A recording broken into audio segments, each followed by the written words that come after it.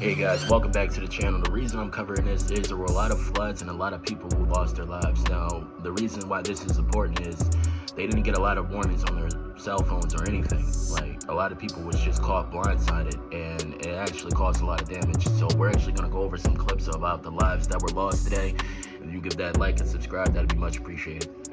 Death toll in those catastrophic floods in central Texas now at more than 100 people as search and rescue crews work tirelessly to find survivors. Yeah, officials say there are still several people unaccounted for at a camp near the Guadalupe River. Eyewitness News reporter Jaisha Patel joins us from the newsroom with the latest. And Jaisha, it feels like every time we get an update here, it's always a grim one. Yeah, Pedro and Charlene, just heartbreaking to hear these numbers. We know Kerr County was hit the hardest with at least 84 deaths, including 28 children. And this morning, the search continues for kids and counselors who were at Camp Mystic. Texas Senator Ted Cruz said 10 girls and 1 counselor are still unaccounted for. We know at least 27 campers and counselors have died, and Camp Mystic is an all-girls Christian camp located on the banks of the Guadalupe River.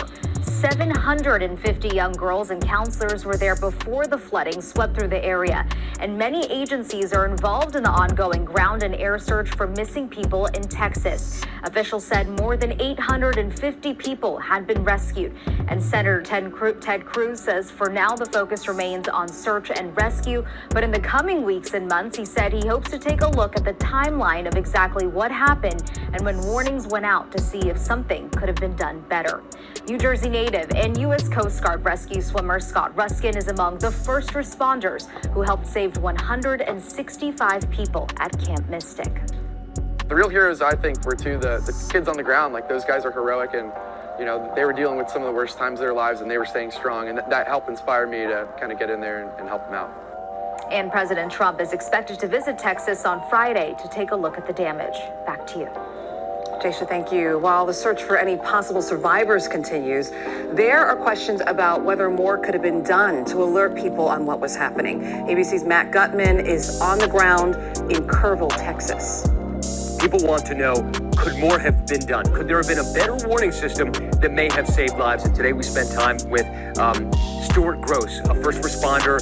He is actually a code enforcer here in Ingram, Texas. And he was roused from his bed at around 4:30 a.m. He did not hear the emergency alert.